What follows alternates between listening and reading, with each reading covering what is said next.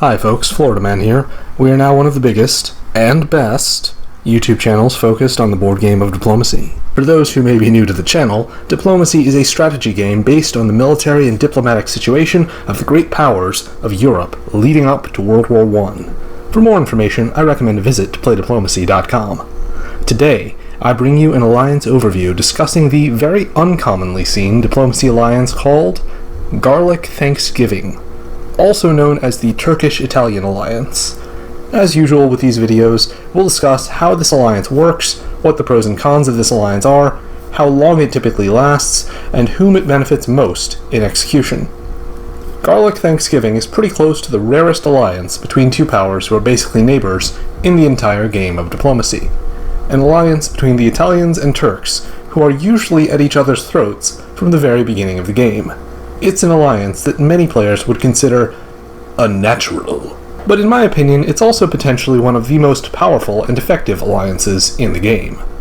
There are a few different ways this can work, but a key element, no matter what, is that Italy and Turkey need to reach an understanding fairly early on. Otherwise, it's very typical for Italy to move against Turkey in the first few years, so they would be engaged in battle if they didn't have an agreement. One way to do this is for Italy to immediately work together against Austria, usually alongside Russia, and then to work together to push Russia out of the former Austrian territories. At that point, typically Turkey would continue to go after Russia, while Italy would turn against either Germany or more likely France. From there, it's possible for Garlic Thanksgiving to continue, with Turkey going after Germany, or what's left of Germany, and Scandinavia if he can reach it, while Italy goes after England. The other option is that Turkey and Italy go their separate ways at first, with Italy heading west against France, while Turkey joins forces with Austria to fight Russia. After France is dealt with in the west, Italy joins Turkey in a fight against Austria, and then the rest of the game goes very similarly to the first path. There are other ways you can end up with Garlic Thanksgiving, such as if Turkey started off with a juggernaut and then betrayed Russia once Austria was gone, but the two paths I've mentioned are the most natural. Theoretically, this can result in a two-power draw by the end, because with Italy as the main naval power of the alliance, while Turkey is almost entirely land-based, it's possible for Italy to eliminate the English player, while Turkey reaches the limitations of a land-based style of play in Western Germany. However, this is almost always just theoretical. The big pros of this alliance are significant. The combination of two powers who almost always fight is frequently unexpected. The Austrians will be defeated very quickly and easily, allowing Italy and Turkey to get big growth opportunities very quickly, and once Austria is gone, Italy and Turkey have a very strongly defensible corner position between them.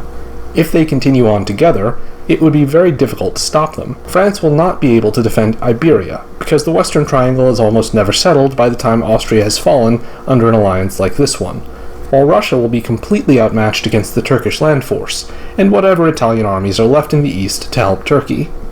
The main con is that this is a very unstable alliance, so the most typical outcome is that it doesn't last.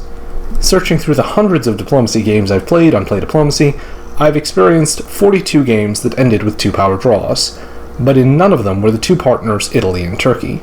I did find three-power draws that included both Italy and Turkey, and there were actually several of those, but the typical pattern is that Italy and Turkey have a great deal of trouble forming an alliance. Neither of them is likely to trust the other.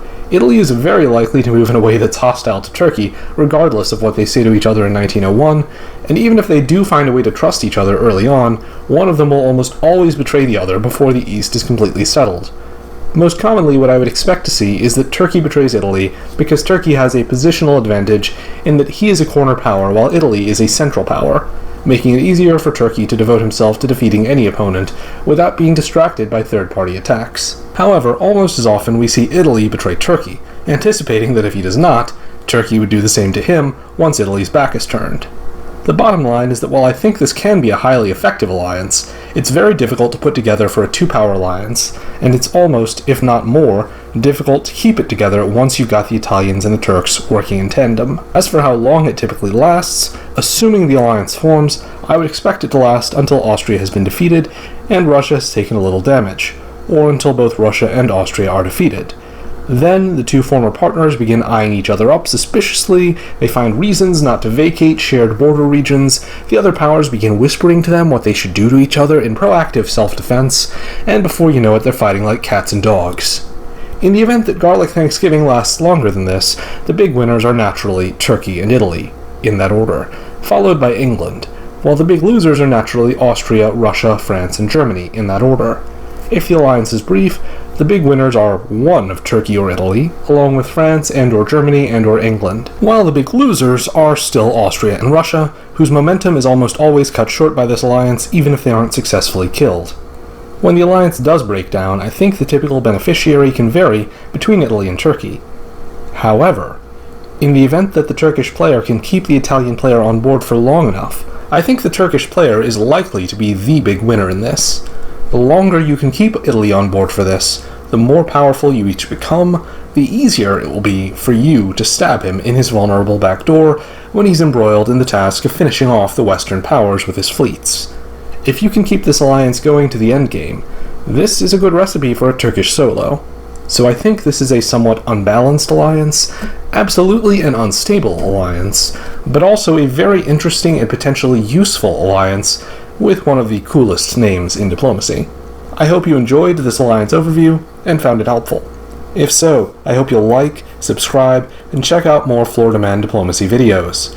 Please join me in thanking the folks whose names are now on screen, who have gone above and beyond to support the channel by either contributing to my Patreon or writing subtitles.